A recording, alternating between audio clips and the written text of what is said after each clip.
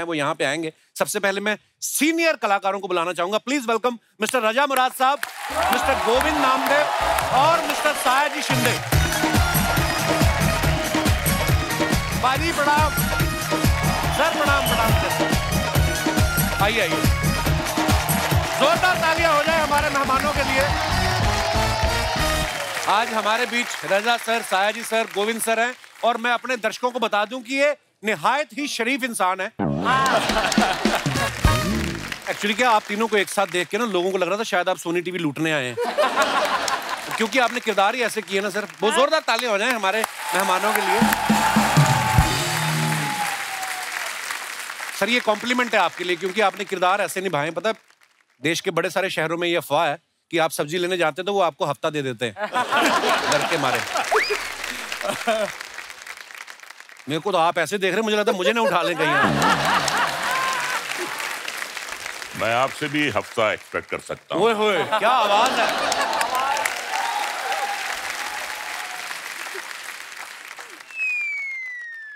कुछ नहीं, वैसे आइए।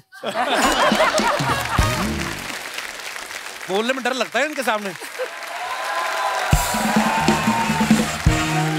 रजा मुराद साहब हमारे शो पे पहले भी आ चुके हैं। गोविंद सर और सायाजी सर पहली बार आए हैं। सर आपने इतनी देर कैसे लगा दी? आपको किसी लेडी डॉन का फोन तो नहीं आया था मेरे इलाके में नहीं आना? नहीं ऐसे नहीं, वो 2-3 बार आने का चांस था, लेकिन वो डेट का कुछ हुआ नहीं। और मैं तो देखता था हमेशा, कभी तो मौका मिलेगा, तो अभी आया। सर हमारा सौभाग्य है, हम आपके बड़े फैन हैं। अच्छा, आप सब जानते हैं रजा मुराद साहब की आवाज कितनी भारी भरकम है। सर आप जब कोई फिल्म में काम करते हैं तो दूसरे कलाकार जो होते हैं स्टूडियो में जाके अपना बेस बढ़वाते हैं या आपको बोलते हैं कि आप अपना थोड़ा कम करो? कभी किसी ने बोला है? कपिल, प्रॉब्लम क्या होती है, ओहो, बात सिर्फ काम करने की नहीं होती है, सेट की नहीं होती है। जब एयरपोर्ट जाता हूँ जी और सिर्फ हैंड बैगेज होता है जी, तो वो कहते हैं कि आपको एक्सेस बैगेज देना पड़ेगा। क्यों क्यों देना पड़ेगा? कहते हैं आपकी इतनी भारी आवाज है, इसका एक्सेस बैगेज। आप वहां भी प्रॉब्लम होती है भाई। वाह, एक्चुअली छोटी मोटी कंपनी के जनरेटर की आवाज इतनी भारी नहीं होती जितनी रजा मुराद साहब की है। मतलब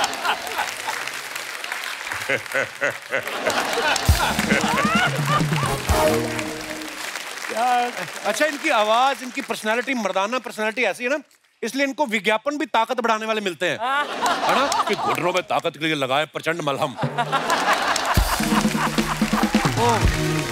अच्छा कपिल जी सर, तुम्हें एक कॉम्प्लीमेंट देना चाहूंगा। जी सर। आज तक जितने भी मिमिक्री आर्टिस्ट हैं जो मेरी आवाज निकालने की कोशिश करते हैं जी, सबसे अच्छी मेरी आवाज तुम निकाल। अरे सर,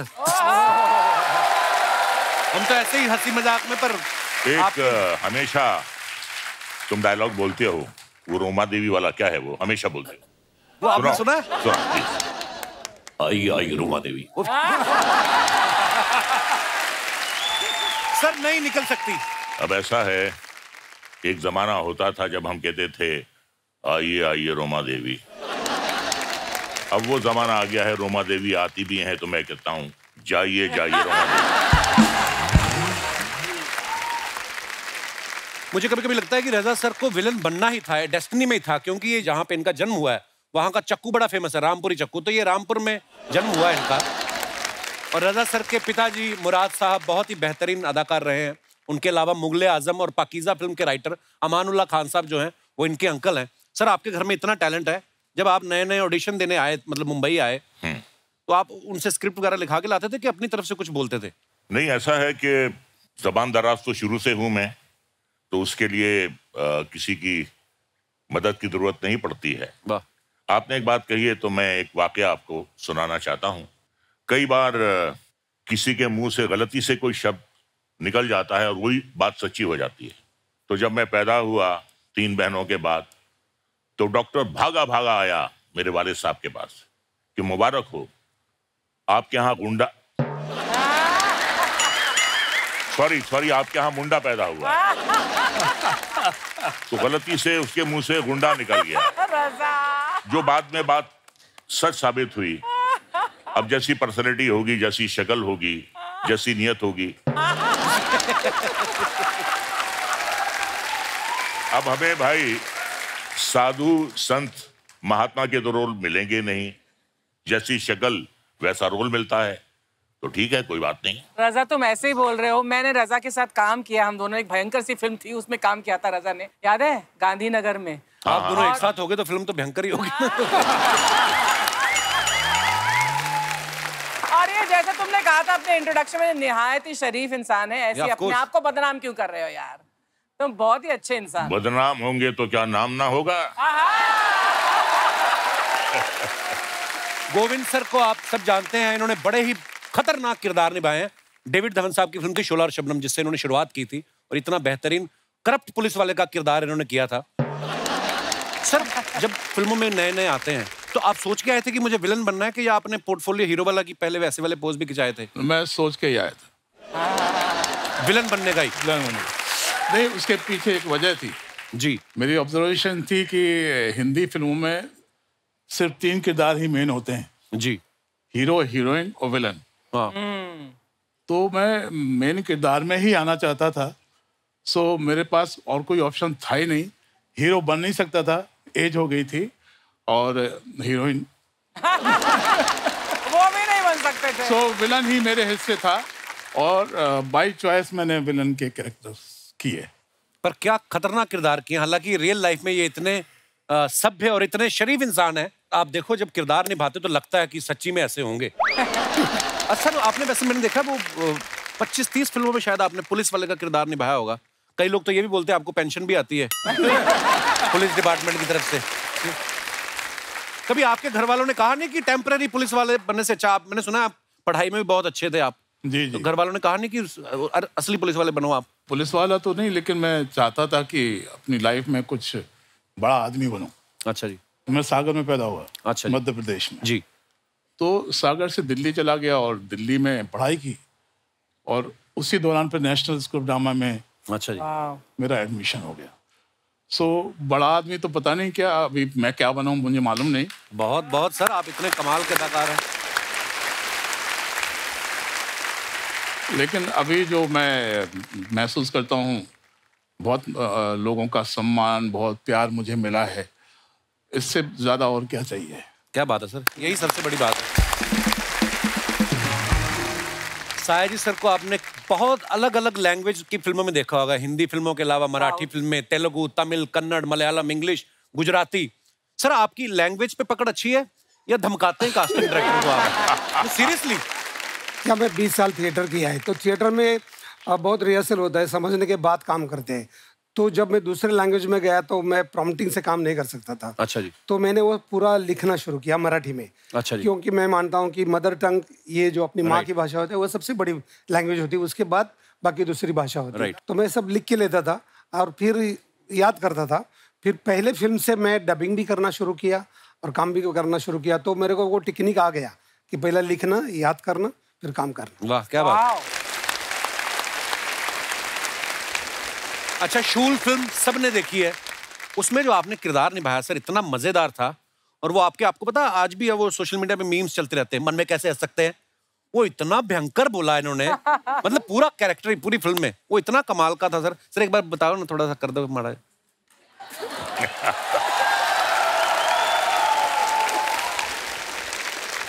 ऐसे बता रहा हूँ, हंस के दिखाओ, हंस के दिखाओ, मन में हंस के दिखाओ, दिखाओ मन में।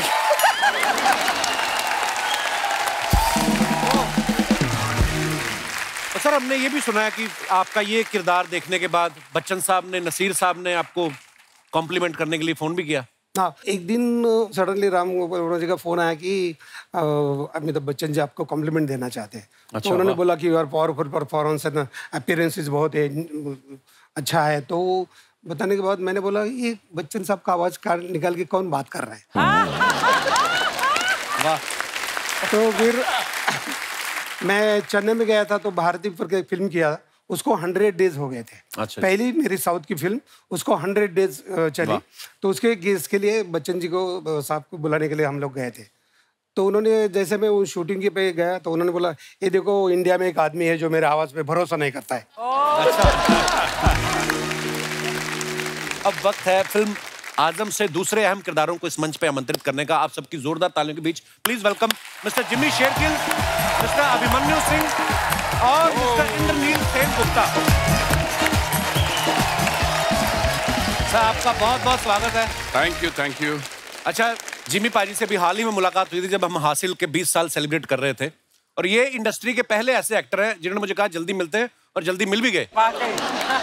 और इसी के साथ इनका नाम उन एक्टर्स की लिस्ट में शुमार हो गया है जिन्होंने 1 महीने में 2 बार यहाँ आके इतना बड़ा मुकाम हासिल किया। पाजी, कितनी मेहनत करनी पड़ती है इस मुकाम को हासिल करने के लिए?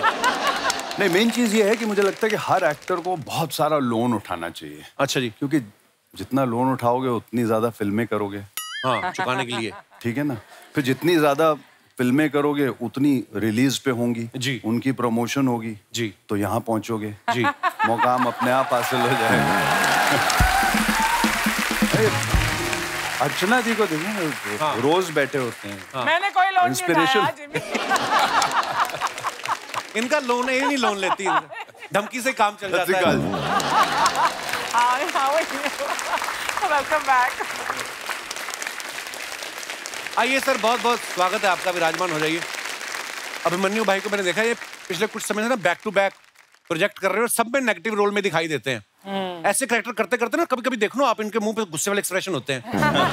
हमारे शो में ये डिटॉक्स करने आते हैं कभी कभी कि मैं जितना नेगेटिव किरदार करता हूँ यहाँ पे हंस के मुस्कुरा के थोड़ा रिलैक्स हो जाता है। अभिमन्यु भाई, आप नेगेटिव रोल में कंफर्ट रहते हैं कि ज्यादातर ऑफर्स ही ऐसे आते हैं आपको? ऐसे ऑफर्स ही आ रहे हैं अभी तो फिलहाल। मैंने अभी आपको सेल्फी में देखा अक्षय पाजी की फिल्म में, उसमें आप हंसा भी रहे थे और नेगेटिव भी थे थोड़े से, पर वो बड़ा मजेदार किरदार किया आपने पाजी, बहुत बढ़िया था। अभिमन्यु भाई ने ना शुरुआत में अनुराग कश्यप और रामगोपाल वर्मा साहब के साथ बहुत सारी फिल्में की, तब से लेके आज तक माफिया, टेररिस्ट ऐसे किरदार करते आ रहे हैं। आपके दिमाग में नहीं कभी आया कि अगर मेरा अनुराग कश्यप के अलावा अगर मेरा आदित्य चोपड़ा के साथ उठना बैठना होता तो मैं भी कहीं स्विट्जरलैंड में कहीं रोमांस कर रहा होता हीरोइन के साथ? कभी ऐसे आता है ख्याल आपके मन में? ख्याल तो बहुत तरह के आते हैं, मगर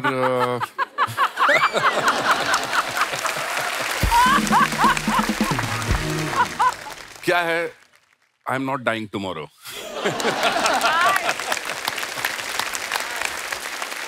इंद्रनील साहब को आप हैंडसम मैन यहाँ पे जो विराजमान हैं, इन्होंने भी हिंदी, मराठी, बंगाली, तेलुगु में बहुत ही बेहतरीन फिल्में की हैं, जैसे कहानी, बॉस 2, चॉइसेस, डॉक्टर जी, और पिछले कुछ सालों में इन्होंने ह्यूमन, द फेम गेम और द ब्रोकन न्यूज जैसी कई बेहतरीन वेब सीरीज में काम किया, सुपर डुपर हिट। और आज ये हमारे शो पे पहली बार आए। आज आपको लगता है कि आज आपकी मेहनत सफल हो गई?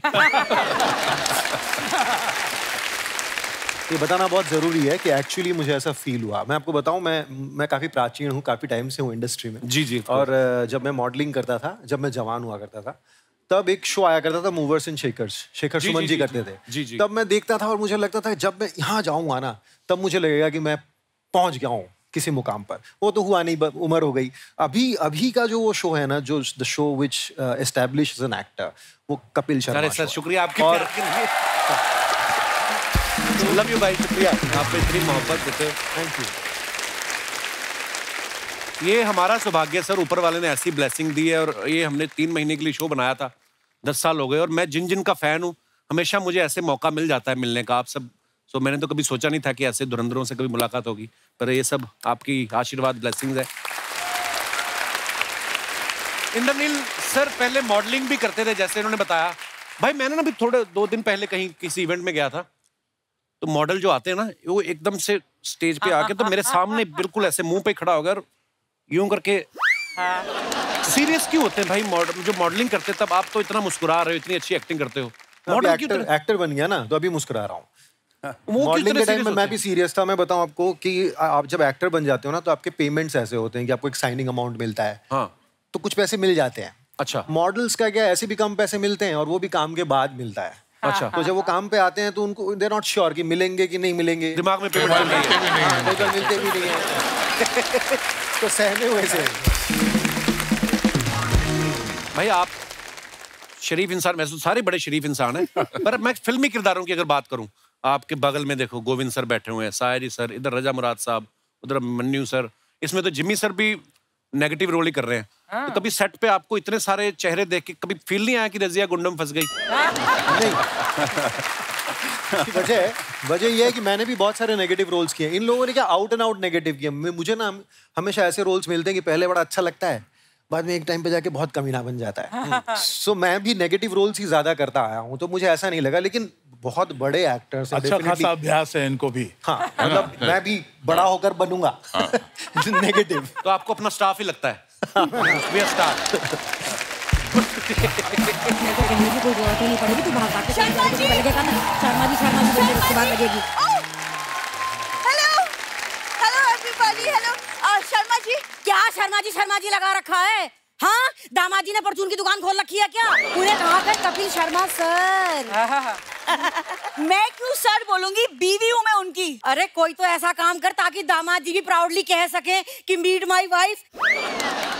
अरे प्रणाम, सभी का प्रणाम। ये रजा जी, सया जी, आप जो लाए लाइए दे दीजिए, फटाफट धो के काट के दे दूं आपको। धो के काट के क्या दोगे?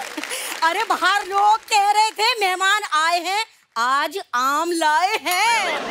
मम्मी आम नहीं, आजम इनकी फिल्म का नाम है जो रिलीज हो रही है। आजम ओह अच्छा। आम लाए।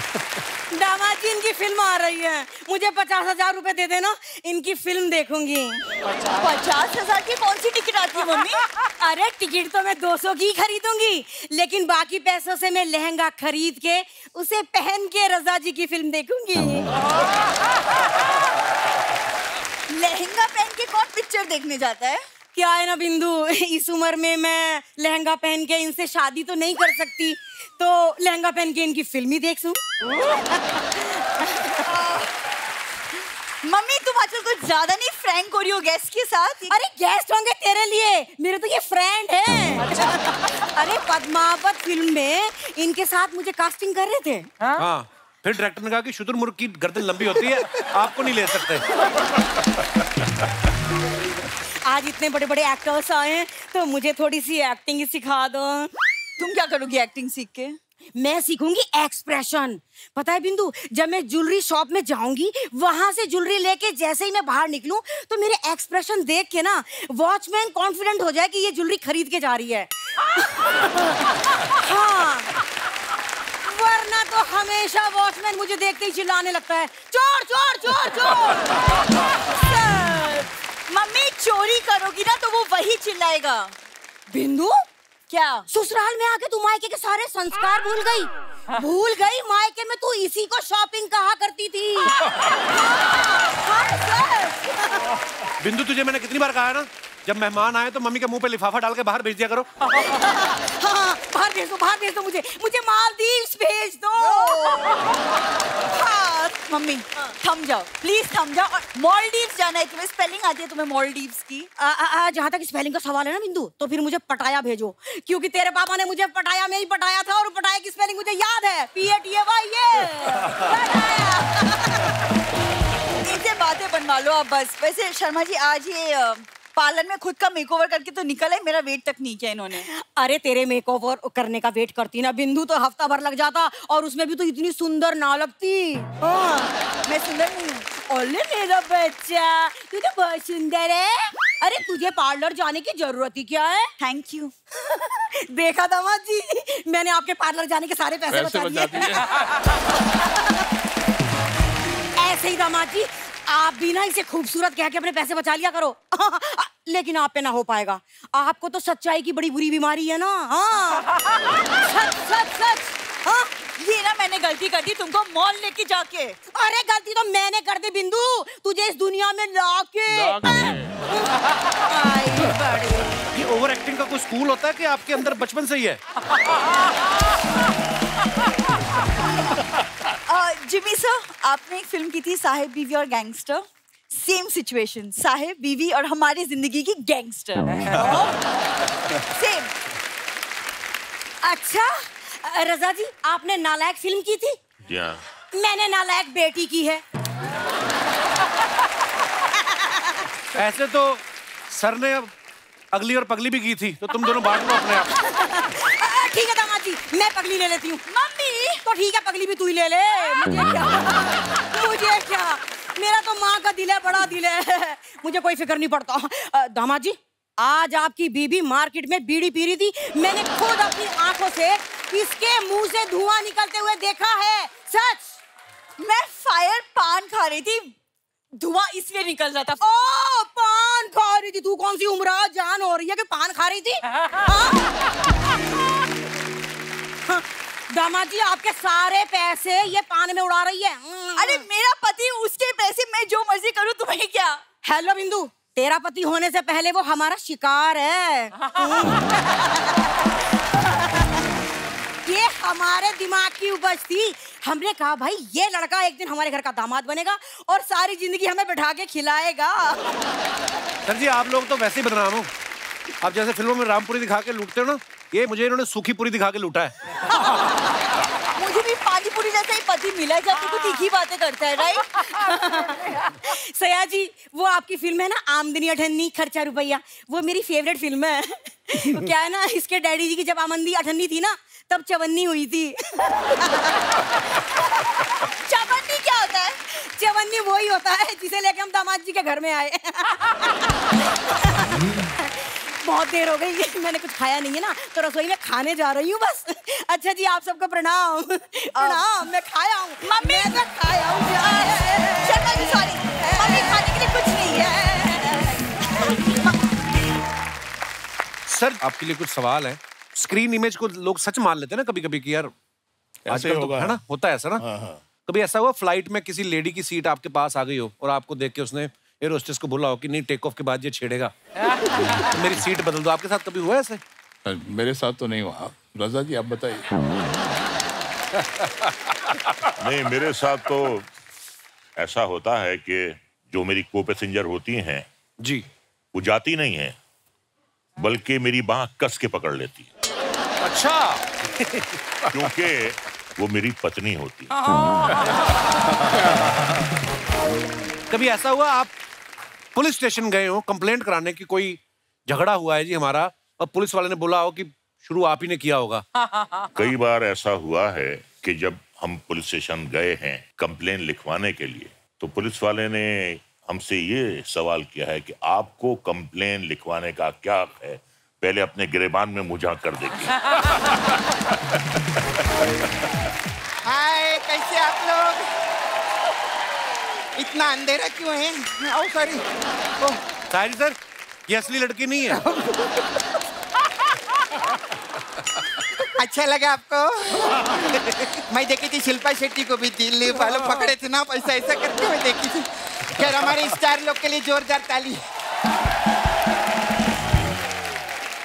और साया जी, बहुत जल्दी कपड़े पहनकर आप आ गए इधर। मेरा मतलब तेल वेल भी सूख गया इनका। क्या तेल का मतलब? मसाज करवा रहे थे पार्लर में मेरे, अभी तो मसाज दिया इनको आधा घंटा पहले मैंने। अरे क्यों झूठ बोल रही हो? तो कब से यहाँ बैठे हुए हैं। तो फिर पार्लर में कौन था? पार्लर में कौन था? कौन था? कौन था? जय छपा जय छपा का जय, जय छपा जय छपा का जय। आप सभी का स्वागत करता हूँ। मैं शाहिदी शिंदे, गारंटी के साथ में। एक मिनट, असली वाले तो इधर बैठे हैं। हाँ। ये नकली तो है कौन? नमस्ते सर। नमस्ते। नमस्ते, मैं गोपी, GOPI, गारंटी के साथ में। वाइब्रेशन मोड पे क्यों? रिंगटोन मोड पे डालो ना अपने आप को। हे सपना, हाँ। तू तो बोली थी बोला गारंटी के साथ में मसाज करेगी, ये क्या कर डाला तू? आप लोगों को बताओ, ये मेरे मुंह में फूल डाल रही थी, फूल गारंटी के साथ में। मेरी क्या गलती है? मेरी क्या गलती है अर्चना जी? यही बोल रहा था, मेरे को फुल बॉडी मसाज चाहिए। अभी फुल डाली नहीं। अच्छा हुआ सर आपने डीप टिश्यू मसाज नहीं मांगा, वरना मैं टिश्यू इतना डीप में डालती हूँ ना कि आपका साया जी के साथ रजा मुराद जी भी बाहर आ जाता, वो भी गारंटी के साथ। ए सपना, तेरा मुंह मेरे को बहुत अच्छा लगा। अब एक अंदर का अंडरग्राउंड बात बताता हूँ। हाँ? मैं तेरे को आई लव यू करता हूँ गारंटी के साथ में। सच्ची में? हाँ। आप मेरे लिए क्या कर सकते हो? मेरे दादाजी ने 2 करोड़ का फ्लैट छोड़ के गया, वो तेरे नाम कर सकता हूँ गारंटी के साथ में। 2 करोड़? आप मेरे को इतना प्यार करते थे, पहले क्यों नहीं बताया आपने मेरे को? चलो ना फ्लैट में चलें। जाएंगे। वो फ्लैट के ऊपर एक छोटा सा लोन है 3 करोड़ का। तू मसाज कर करके वो लोन नीचे लाना, क्लीन करना, वो हो जाएगा। उसके बाद वो 2 करोड़ का फ्लैट अपना गारंटी के साथ में। अच्छा, आप अपना नॉर्मल आवाज में आप कैसे बात करते हैं? नॉर्मल तो मैं ऐसे ही बात करता हूँ। क्यों, आपको कुछ सुनना था क्या? नहीं, एक्चुअली क्या है, वो हमारे गेस्ट है ना। हाँ। तो आप उनकी मिमिक्री कर रहे थे। हाँ। तो उस टाइम पे थप्पड़ मारती तो अच्छा नहीं लगता। अभी मारेगी। भाग इधर, भाग इधर, भाग इधर।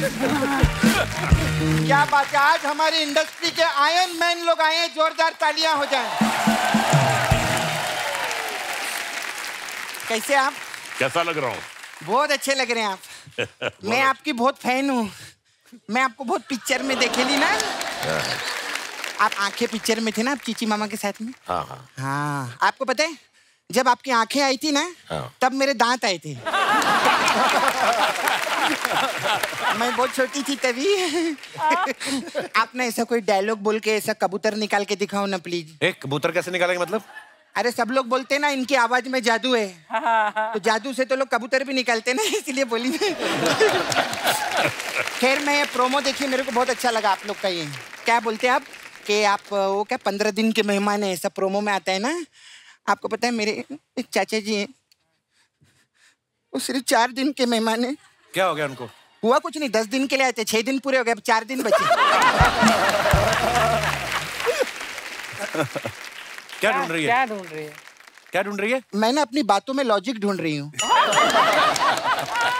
मेरे को लगता है अर्चना जी आज मेरे को लॉजिक लगेगा ही लगेगा। बहुत इंटेलेक्चुअल लोग आए हैं आज को। खैर, साया जी कैसे? बस बस। खूब मी तुमची खूब मोटी फैन आहे। हाँ, थैंक यू। मैं एक्चुअली सोनी टीवी पे 9:30 के बाद सबकी फैन हो जाती हूँ। सब लोग आते नहीं, ये बोलता है ऐसा बोलने के लिए, आप आके बोलने का मैं फैन हूँ। आप 17 से है ना? मैं 18 से हूँ। मतलब मैं 2018 से हूँ ये शो में। 5 साल हो गया अभी। पहले मैं आई थी शो में, उसके बाद अर्चना जी आई शो में, है ना? आपको मालूम है अर्चना जी का मडेलैंड में बहुत बड़ा बंगला है। हाँ, बहुत शानो शौकत है इनकी, फिर भी इधर आके शूटिंग करती है। अरे नहीं, सॉरी, मैंने उल्टा बोल दिया। एक्चुअली अर्चना जी इधर आके शूटिंग करती है, इसीलिए इनका मडेलैंड में बहुत बड़ा बंगला है, और इसीलिए इनकी इतनी शानो शौकत है। सॉरी अर्चना जी, थोड़ा इधर उधर हो गया। कहीं इनको ऐसा गलत ना लगे ना, ऐसा ना लगे कि आपने मेहनत करके बंगला बनाया, बताना पड़ता है। देखो क्या है, कॉमेडी अपनी जगह और फैक्ट अपनी जगह, ऐसा है। जिमी जी, आप मेरे को उस आदमी का नाम बताओ। कौन सा आदमी? हाँ, कौन आदमी? अरे अभी स्टेज के पीछे ना जिमी जी, पता है किसी को बोले एक्सक्यूज मी, तो क्या हो गया इसमें? अरे कितनी बड़ी बात है, जिमी जी बोल रहे एक्सक्यूज मी। कितने एपिसोड किए उन्होंने तेरे साथ में? काफी किए। आज तक तेरी किसी बात का जवाब दिया उन्होंने? हंस के बात को टाल देते कि नहीं टाल देते? तो जिमी जी ने एक्सक्यूज मी बोला है, कितनी बड़ी बात है। मैं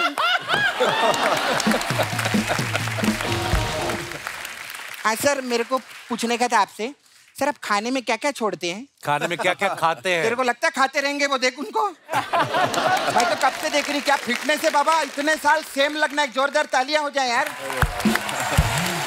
पहले से सेम। खाने वाले लोग दिखाऊं आपको?